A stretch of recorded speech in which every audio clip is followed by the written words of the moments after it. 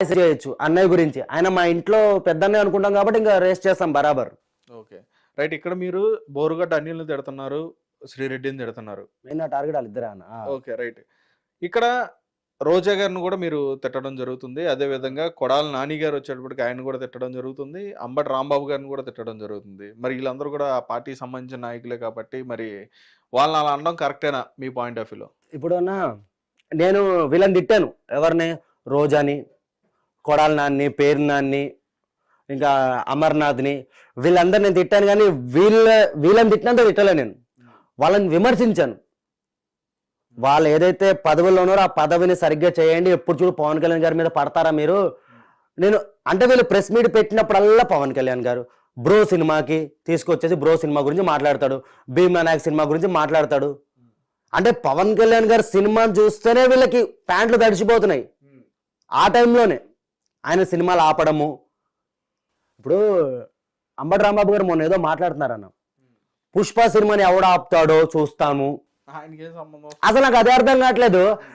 ఇప్పుడు ప్రభుత్వం వచ్చి ఒక 4 నెలలు అవుతుంది కదా, 4 నెలల నుంచి ఎన్నో చిత్రాలు వచ్చినాయి, ఎన్నో మంచి మంచి సినిమాలు వచ్చినాయి, అన్ని బాగానే నడిచినాయి. ఒక్క లొల్లు అవ్వలేదు, ఏం అవ్వలేదు. గత ప్రభుత్వంలో వీళ్ళ వైసీపీ ప్రభుత్వంలో చిరంజీవి గారిని, మహేష్ బాబు గారిని, ప్రభాస్ అన్న మొత్తం టాలీవుడ్ ఇండస్ట్రీ మొత్తం పెద్దలందరినీ ఆయన కాళ్ళ దగ్గర పిలుచుకొని, సార్ ప్లీజ్ మీరు తల్లి లాంటి వాళ్ళు, వీళ్ళు చేసిరు ఇదంతా. పవన్ కళ్యాణ్ గారు సినిమా వస్తే రేట్లు తగ్గించడం, బెనిఫిట్ షోలు ఆపేయడం, సినిమాలో పెద్ద పెద్ద హీరోల సినిమాలు వస్తే రేట్లు తగ్గించేయడం వీళ్ళు చేశారు. మాది బాగానే ఉంది. ఇప్పుడు మనోడు అంటుండే అసలు పుష్ప సినిమాకి అంటే ఇదేంటంటే అన్న, ఈ వైసీపీ వాళ్ళు కంకణం కట్టుకున్నారు. అల్లు అర్జున్ మా అల్లు ఫ్యామిలీకి మెగా ఫ్యామిలీకి లొల్లులు పెడుతున్నారు. ఇక్కడ అల్లు ఫ్యామిలీ లేదు, మెగా ఫ్యామిలీ లేదు, మొత్తం ఒకటే. మెగాస్టార్ చిరంజీవి గారి అభిమానులమే మేమంతా ఒకటే.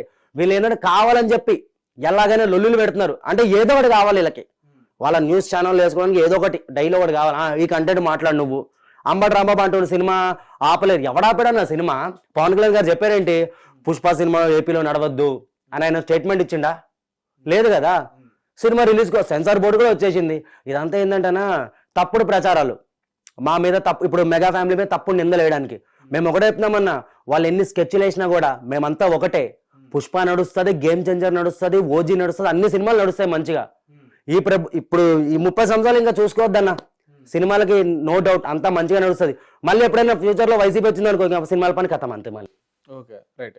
అయితే ఇప్పుడు ఎలక్షన్స్ జరిగిన టైంలో, ఇప్పుడు ఏవైతే 2024 సంబంధించిన ఎలక్షన్స్ జరిగిన టైంలో చాలా మంది నాయకులు ఏంటంటే వాళ్ళ పార్టీకి సంబంధించి వాళ్ళ సపోర్ట్ అనేది చేసుకోవడం జరిగింది, కార్యకర్తలు వీళ్ళందరూ కూడా.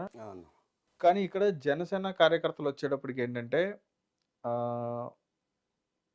అంటే కూటమిగా రావడం జరిగింది కాబట్టి అక్కడ జనసేన, టీడీపీ, బీజేపీ కూడా అలయన్స్లో కూటమిలో రావడం జరిగింది కదా. దీన్ని కూడా ఒప్పుకోలేదు జనసేన కార్యకర్తలు. ఇప్పటికీ కూడా జనసేన కార్యకర్తల్లో తెలుగుదేశం మీద మంచి అభిప్రాయం లేదని చెప్పిన మాటలు కూడా వినిపిస్తున్నాయి. మరి దాని మీద ఏమంటారు మీ అభిప్రాయం? అభిప్రాయం లేదంటే అన్న, ఈరోజు ఈ ప్రభుత్వం వచ్చిందంటే పవన్ కళ్యాణ్ గారి వల్లే. ఆ రోజు పవన్ కళ్యాణ్ గారు ఇలా నిజంగా ఈ డిసిషన్ తీసుకోపోయి ఉంటే వచ్చేది కాదు ప్రభుత్వం.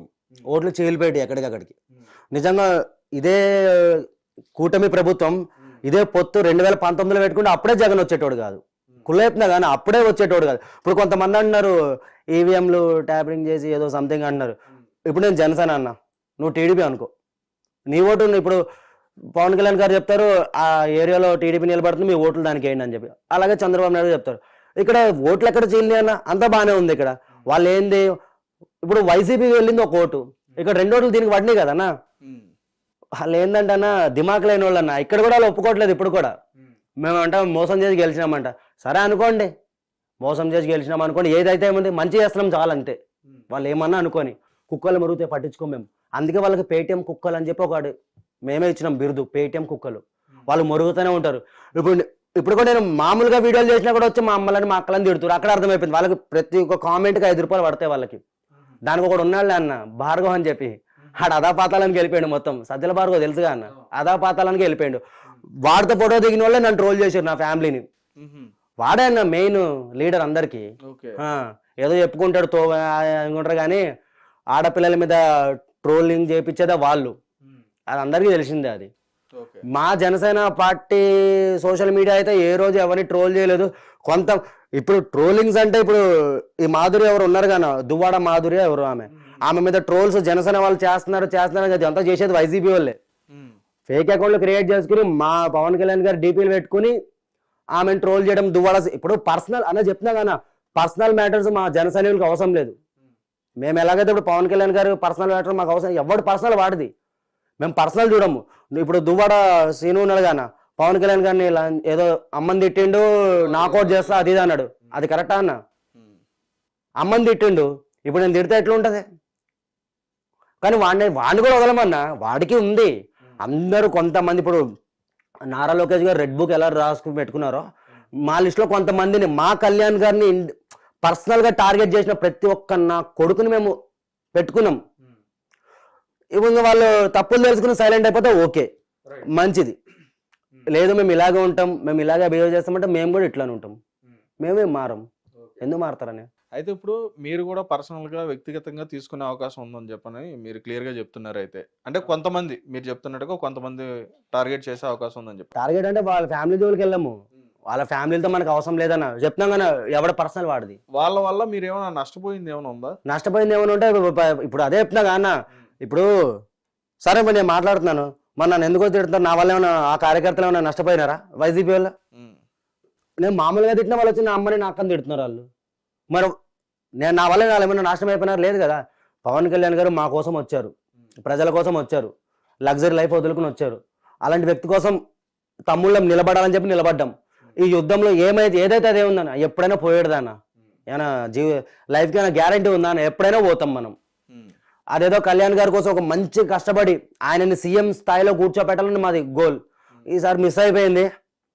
2029లో ఖచ్చితంగా కూర్చోబెడతాం ఆయనని 100% అన్న, నో డౌట్. అసలు చెప్పాలంటే అన్న 2029లో సింగిల్గా పోటీ చేస్తే ఇంకా హ్యాపీ నేను. పవన్ కళ్యాణ్ గారు ఈ పొత్తు పెట్టుకోకుండా, ఈ గొడవలు పడకుండా పొత్తు పెట్టుకోకుండా సింగిల్గా పోటీ చేసేది ఇంకా బాగుంటుంది. అలాగైతే మరి సీఎం అవుతాడు. మళ్ళీ పొత్తు అంటే మళ్ళీ వాళ్ళకి మాకు మనస్తాపాలు అంటారు కానీ అది వచ్చేసి మాకు దిమాగ్ ఖరాబ్ అయిపోతుంది మళ్ళీ. కాదు ఇప్పుడు